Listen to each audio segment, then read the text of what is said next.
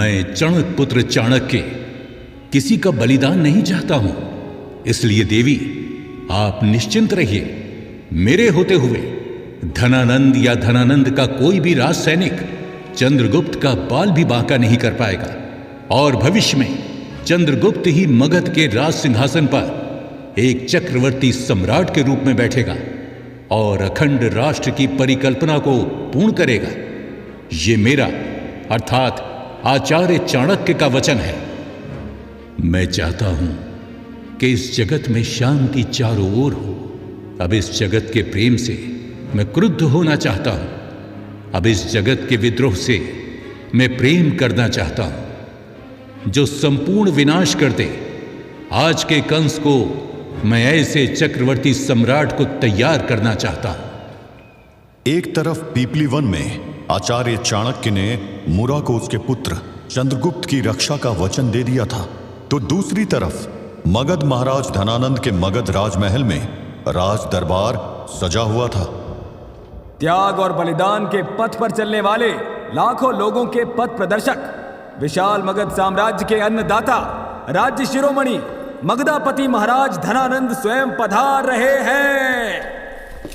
ताल वाद्य यंत्रों की ध्वनि शुरू की जाए।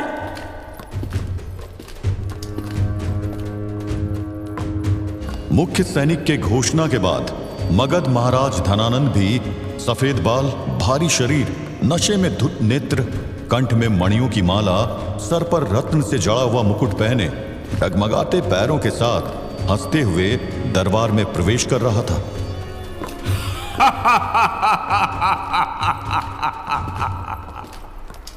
महाराज धनानंद को देखते ही सभी विद्वान अतिथि अपनी जगह में खड़े हो गए।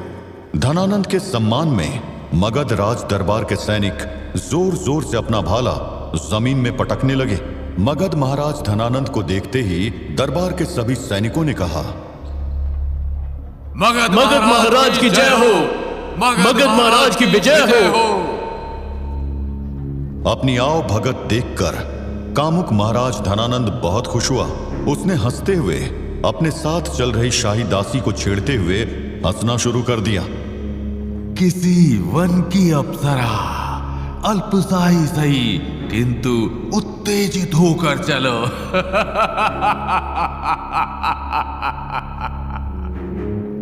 ये कामुक हंसी राज दरबार में गूंज रही थी। कामुक महाराज धनानंद अपने राज सिंहासन के ऊपर बैठ गए। धनानंद के बैठने के बाद राज दरबार में उपस्थित सभी विद्वान अतिथि भी अपनी अपनी निश्चित जगह पर बैठ गए। धनानंद ने अपने अंदाज में कहा, स्वर्ण मुद्राओं के साथ सुंदर कन्याओं की भी व्यवस्था तुमने कर रखी है। अति सुंदर, अति सुंदर। कोषाध्यक्ष। धनानंद ने कोषाध्यक्ष को आवाज दी थी। अपना नाम सुनते ही मगध राजमहल का कोषाध्यक्ष दौड़ते हुए राज दरबार के बीच में आकर खड़े हुए और महाराज धनानंद से कहा, मगध महाराज की जय हो, महाराज की विजय हो। आज्ञा दीजिए महाराज, आपने मेरा स्मरण किया। हाँ, महाराज धनानंद ने स्वयं आपको पुकारा। इससे बड़ी बात आपके लिए क्या ही हो सकती है। बस आपकी कृपा है महाराज, हम आपकी दया दृष्टि में पल रहे हैं। कोषाध्यक्ष, हमने आपसे कहा था कि अमात्य राक्षस और पापता को पिपली वन की तरफ उनके शिविर से यहाँ आज इस सभा में बुलाना है। कहाँ है वो दोनों? अभी तक यहाँ उपस्थित क्यों नहीं हुए? महाराज, उनकी देरी के लिए मैं क्षमा प्रार्थी हूँ। अमात्य राक्षस और युवराज पपता कुछ क्षण पश्चात ही यहाँ उपस्थित होने ही वाले हैं। यदि इन सुंदरियों के नृत्य कला के समाप्त होने से पहले वो दोनों यहाँ उपस्थित नहीं हुए तो आज एक मृत्यु अवश्य होगी, और वो मृत्यु कोषाध्यक्ष तुम्हारी होगी। धनानंद के इस अंदाज को देखते ही कोषाध्यक्ष बुरी तरह से डर गया। राज दरबार में उसके पांव अपने आप ही पीछे की तरफ खिसकने लगे। नहीं नहीं महाराज, बस कुछ ही क्षण और, अमात्य और युवराज यहां आते ही होंगे। मैंने आपका संदेश वहां पहुंचा दिया था। अब मुझे आज्ञा दीजिए महाराज।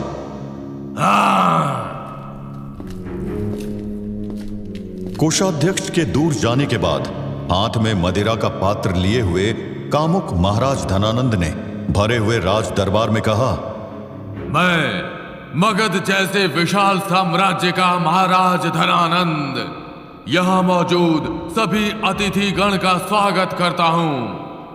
आप सभी को स्मरण करवा दूं कि मगध की राजधानी पाटलिपुत्र को स्वर्णिम युग तक पहुंचाने में सबसे बड़ा हाथ मेरा स्वयं का यानी महाराज धनानंद का ही है।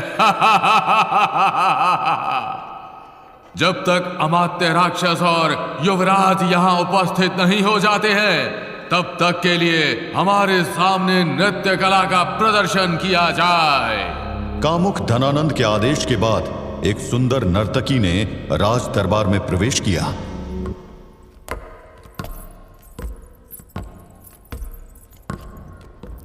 ये तो सौंदर्यता की मूर्त है।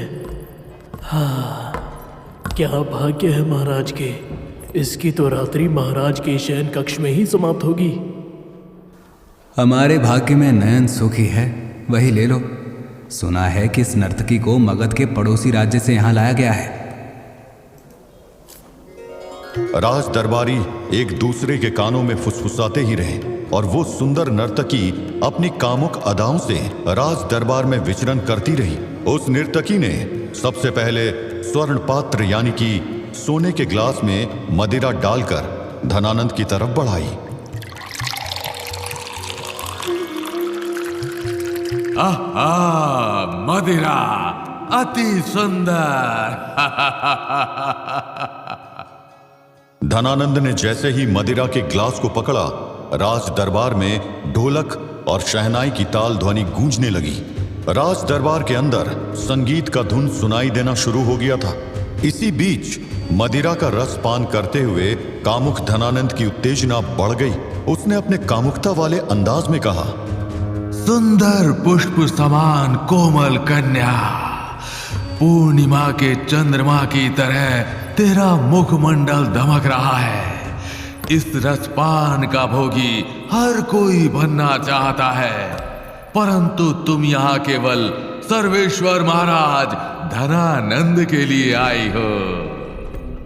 मधु से भरे हुए तेरे नैन सौंदर्यता की पराकाष्ठा को पार कर रहे हैं।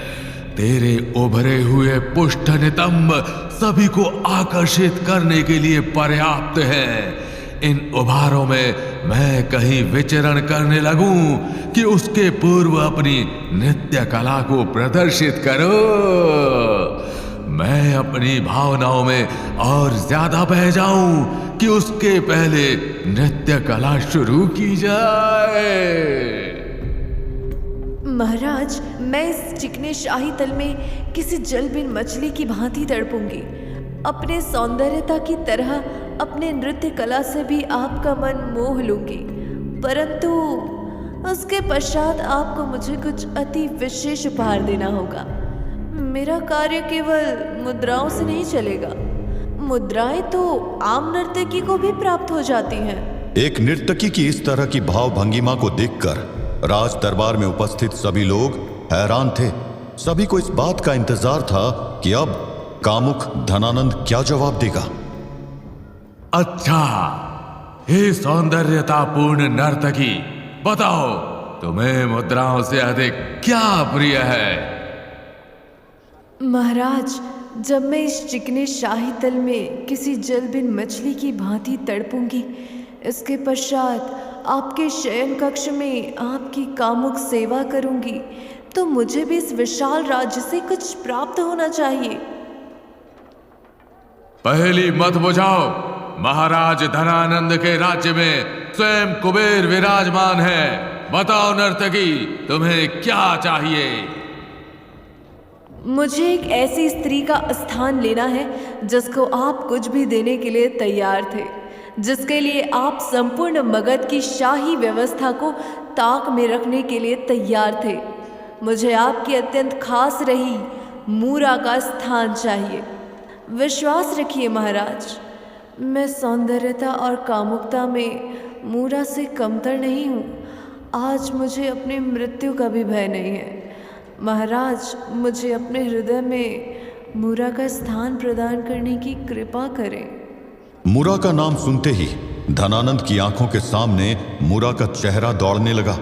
उसे उसकी अधूरी कामुकता से भरी रात याद आने लगी।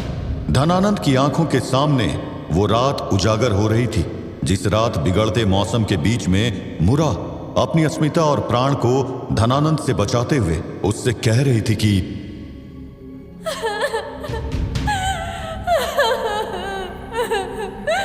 धनानंद, जिस महाराज को प्रजा का रक्षक होना चाहिए, वही आज अपनी सेवा करने वाली का भक्षक बन गया है। परंतु स्मरण रखना धनानंद, मुरा को मृत्यु स्वीकार है, परंतु कामुक महाराज धनानंद का शयन कक्ष कभी स्वीकार नहीं होगा।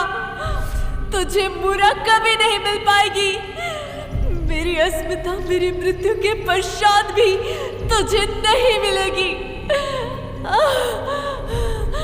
प्रवीर, प्रवीर,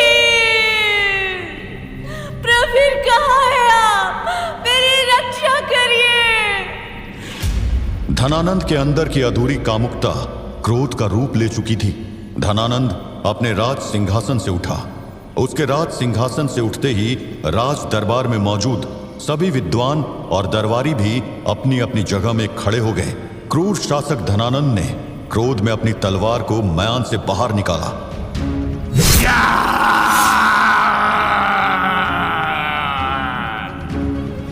धनानंद अपनी तलवार को हाथ में लेकर नर्तकी की तरफ आगे बढ़ रहा था।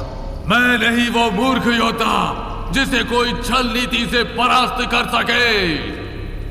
तलवार के साथ खून के प्यासे धनानंद ने किस छल नीति की बात कही थी? क्या हुआ था उस नर्तकी के साथ? और कौन थी वो नर्तकी जिसने साफ शब्दों में धनानंद के साथ सहवास की बात कही थी? क्या धनानंद इस नर्तकी के साथ शयन कक्ष में गया था या फिर राज दरबार में ही कर दिया था उसका शीश धड़ से अलग? राज दरबार के दरवाजे के खुलने के साथ किसने दी थी राज दरबार में दस्तक? अखंड भारत के बनने की दास्तान में आने वाले हैं बड़े बड़े ट्विस्ट एंड टर्न। अब बहुत तेजी से बदलेगी ये महागाथा। बनते रहिए इसके साक्षी और सुनते रहिए आचार्य चाणक्य की गौरव गाथा।